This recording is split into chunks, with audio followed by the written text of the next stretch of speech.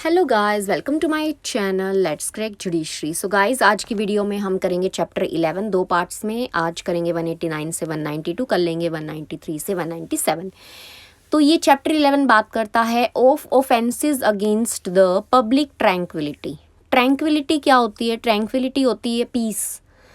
ठीक है, जहाँ पे वायलेंस यूज़ होती है। और अगेंस्ट द पब्लिक ट्रैंक्विलिटी यानी कि जो लोगों का एक शांत माहौल है उसे बिगाड़ने वाले ऑफेंसेस, तो उनकी बात करता है। सबसे पहले है अनलॉफुल असेंबली। सेक्शन 189 बात करता है अनलॉफुल असेंबली का, जो डिफाइन करता है कि ये होती क्या है, जिसमें कुछ ऑब्जेक्ट्स लिखे हैं। देखो, 5 या उससे ज़्यादा, ये पीटी का हर बार ही तकरीबन क्वेश्चन आता है कि एन असेंबली ऑफ 5 और मोर पर्सन्स, कितने पर्सन्स होने चाहिए? तो 5 या उससे ज़्यादा इज़ डेजिग्नेटेड एन, तो उन लोगों को अनलॉफुल असेंबली कहेंगे, 5 से ज़्यादा लोगों की जो असेंबली होगी, जहाँ कॉमन ऑब्जेक्ट, जो उनका कॉमन ऑब्जेक्ट होगा वो होगा क्या क्या? टू ओवररा बाय क्रिमिनल फोर्स और शो ऑफ क्रिमिनल फोर्स। यानी कि ओवररा होता है फ्राइटन, यानी कि क्रिमिनल फोर्स को यूज़ करके किसी को डराना या अपनी क्रिमिनल फोर्स दिखाना। किस किस को? Central government, state government, parliament, legislature, किसी भी स्टेट का हो, या कोई पब्लिक सर्वेंट हो जो in the exercise of the lawful power, ठीक है। बी है to resist the execution of any law और ऑफ एनी लीगल प्रोसेस, यानी कि कोई लॉ के द्वारा कोई भी चीज़ एग्जीक्यूट की जा रही है उसके खिलाफ काम करना। सी टू कमिट एनी मिसचीफ और क्रिमिनल ट्रेसपास और अदर ऑफेंस, या फिर मिसचीफ या क्रिमिनल ट्रेसपास करना या और इस तरह के ऑफेंसेस करना। डी है bye means of criminal force और शो ऑफ क्रिमिनल फोर्स, दोनों का ही यूज़ करना, क्रिमिनल फोर्स को एक माध्यम बना के या दिखाना क्रिमिनल फोर्स को किसी पर्सन को। अब ऑब्जेक्ट्स क्या क्या है देखो, किसी की मान लो प्रॉपर्टी हड़पनी है, ठीक है, उसका पोजेशन आपको लेना है, या किसी पर्सन का राइट है कहीं जाने का, या और द यूज़ ऑफ वाटर को यूज़ करने का, या इस तरह के जो राइट्स होते हैं पोजेशन और एंजॉयमेंट वाले, इनके खिलाफ उस आदमी को इन चीज़ों से दूर रखना, डिप्राइव करना, ठीक है। और तीसरा है किसी भी राइट को इन्फोर्स जो करना है,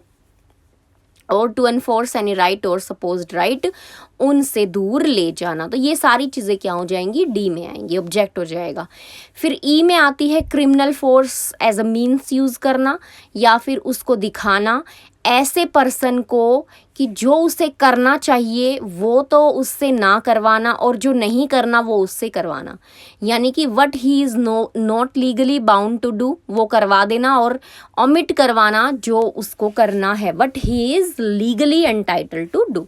तो ये सारी चीज़ें आती हैं। एक्सप्लेनेशन कहती है एक असेंबली जो अनलॉफुल नहीं थी, वैसे तो अनलॉफुल नहीं थी, लेकिन जब असेंबल हुई सब्सिक्वेंट वो बन गई अनलॉफुल असेंबली, तो ये भी इसी में आ जाएगी, ठीक है।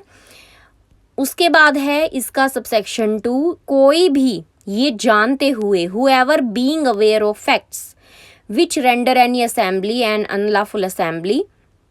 इंटेंशनली ज्वाइन करता है ऐसी असेंबली को, ये जानते हुए कि भाई ये अनलॉफुल असेंबली है और वो ज्वाइन कर रहा है, या फिर कंटिन्यू रखे हुए हैं in it, is said to be a member of an unlawful assembly and such member shall be punished with 6 months of imprisonment और फिर विद फाइन और विद बोथ, ठीक है। ये आ जाता है सेकंड में। एक्चुअली ये अलग अलग सेक्शंस में थे, अभी ये एक ही सेक्शन में डाल दिया है 189 में। उसके बाद है third, whoever joins or continues in an unlawful assembly knowing that such unlawful assembly has been commanded in the manner prescribed by law to disperse, यानी कि जिसको कानून द्वारा ऑर्डर दिया गया है कि ये ऐसी असेंबली जो है ये दोबारा असेंबल नहीं होगी, डिस्पर्स कर दिया है उसको कमांड देकर, फिर भी आप उसको ज्वाइन या कंटिन्यू रखते हो, वहाँ पे क्या होगा? 2 साल की सज़ा हो जाएगी, ठीक है। उसके बाद है सबसेक्शन 4, अब इस असेंबली में कोई भी मान लो डेडली वेपन यूज़ करता है,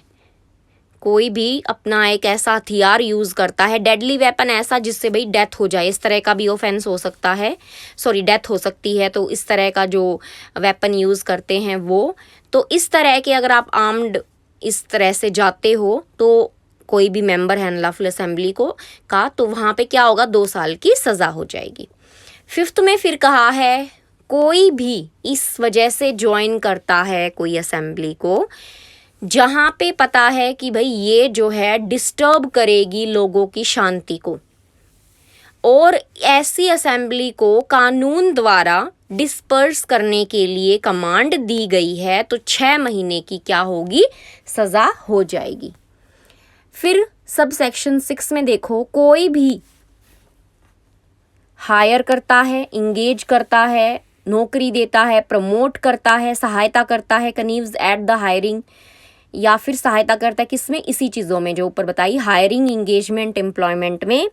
कि वो ऐसे असेंबली को ज्वाइन कर ले तो उसको वैसे ही सज़ा मिलेगी जैसे वो एक अनलॉफुल असेंबली का मेंबर है।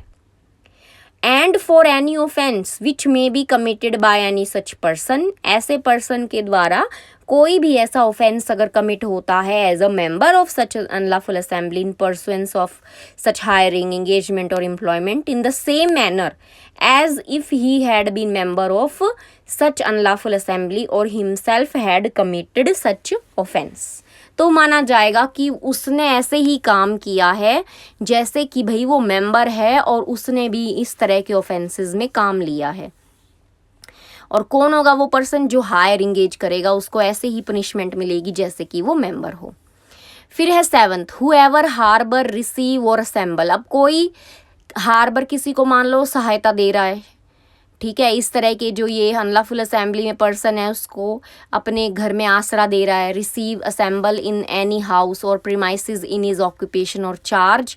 और under his control any person, जानते हुए उसे पता है भाई ये जो है इस तरह का पर्सन है, मेंबर है किसी अनलॉफुल असेंबली का, 6 महीने की सज़ा हो जाएगी। उसके बाद है हुएवर इज इंगेज्ड और हायर्ड और ऑफर्स और अटेम्प्ट्स टू बी हायर्ड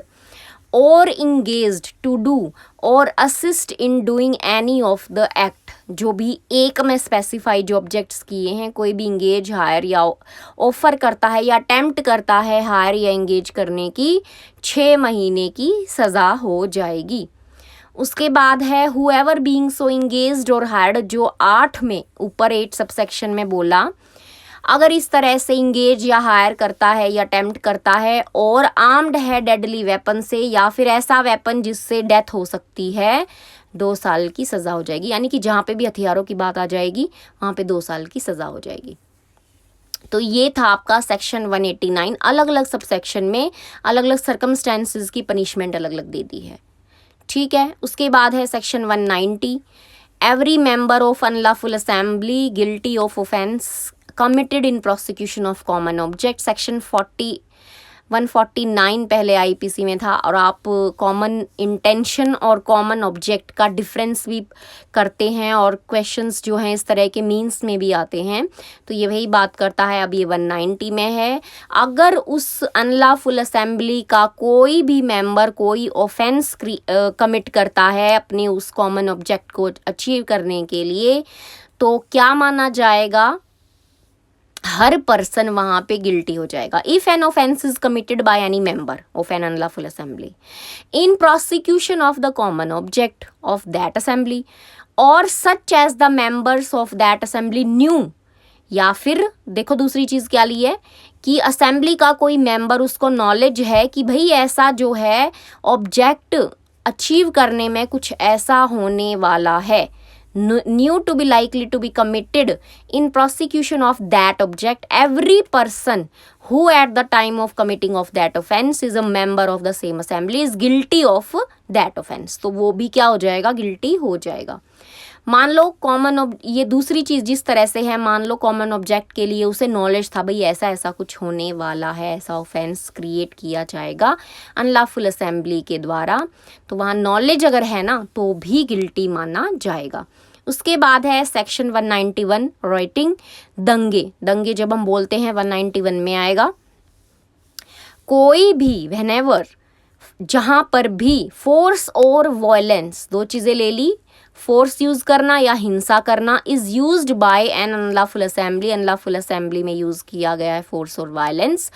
या किसी मेंबर द्वारा उस कॉमन ऑब्जेक्ट को लेने के लिए कोई ऐसा काम किया गया है, तो हर मेंबर क्या होगा, रॉयटिंग के लिए जिम्मेदार माना जाएगा, 2 साल की सज़ा उसे हो जाएगी। तो मेन पॉइंट है इसमें फोर्स और वायलेंस, एक्ट सीरियस हो जाएगा यहाँ पे, ठीक है। उसके बाद सेकंड में दे दी इसकी सज़ा, मैंने आपको बता दी 2 साल की सज़ा। थर्ड में फिर है कि जो भी गिल्टी है रॉयटिंग के लिए, अब वो गया है डेडली वेपन के साथ या ऐसा हथियार जिससे डेथ हो जाती है, तो 5 साल की सज़ा हो जाती है। फिर है section 192, wantonly giving provocation with intent to cause riot if rioting be committed if not committed. क्या कह रहा है देखो, वांटनली होता है बेरहमी से, और आगे आएगा मैलिग्नेंटली, हुएवर मैलिग्नेंटली और वांटनली, ये जो है नीचे मैंने लिखा हुआ है, ये दोनों जो वर्ड्स हैं in provision indicates that there ought to be a higher degree of malice, यानी कि इतनी हायर डिग्री है उस आपके अंदर लिए हुए जो बुराई है उस चीज़ को लेके, तो ये दोनों वर्ड उनमें यूज़ होते हैं, ought to be higher degree of malice और एविल दैट इज़ प्रोजेक्टेड और एविडेंट इन द, जो एक्ट हुआ है उसमें वो बुराई एविल या मैलिस जो है वो उसमें दिख रहा है, तो वो हो जाएगा आपका हाईएस्ट डिग्री ऑफ मैलिस और एविल, ठीक है। ये दोनों वर्ड यूज़ हुए हैं। बाय डूइंग एनीथिंग, तो हुएवर मैलिग्नेंटली और वांटनली, मतलब ये इस तरह का आपके अंदर फीलिंग है इस तरह की, उसको करते हुए, बाय रखते हुए आप कोई काम करते हो, by doing anything which is illegal, जो क्या है इलीगल है, gives provocation to any person,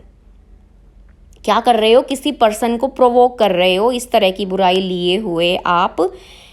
intending और knowing it to be likely that such provocation, अब आपको पता है कि इस प्रोवोकेशन से, such provocation will cause the offence, अब जो आपने काम किया है ना, ये इस भड़काया है इस तरह से कुछ पर्सन, किसी भी पर्सन को, उससे दंगे होंगे ही होंगे, आपको नॉलेज है कि मेरे इस भड़काने से ऐसा हो जाएगा, शैल इफ़ द ऑफेंस, अगर दंगे हो जाते हैं इस कंसिक्वेंस के चलते, इस प्रोवोकेशन के चलते, तो वहाँ पे क्या होगा, 1 साल तक की सज़ा हो जाएगी। और आपने तो अब प्रोवोक कर दिया है, लेकिन दूसरा है शायद वो समझदार था, वो भड़का नहीं, दंगे नहीं हुए, तो भी 6 महीने की सज़ा वहाँ पे होगी। तो दोनों चीज़ें एक सेक्शन में कर दी, कमिट भी हो और ना भी कमिट हो, तो आपका सेक्शन 192 ये बात कहता है। अगली वीडियो में हम 193 से 197 लेंगे, तो टिल हमने सेक्शन 1 से लेके 192 कर लिए हैं। मेरे चैनल की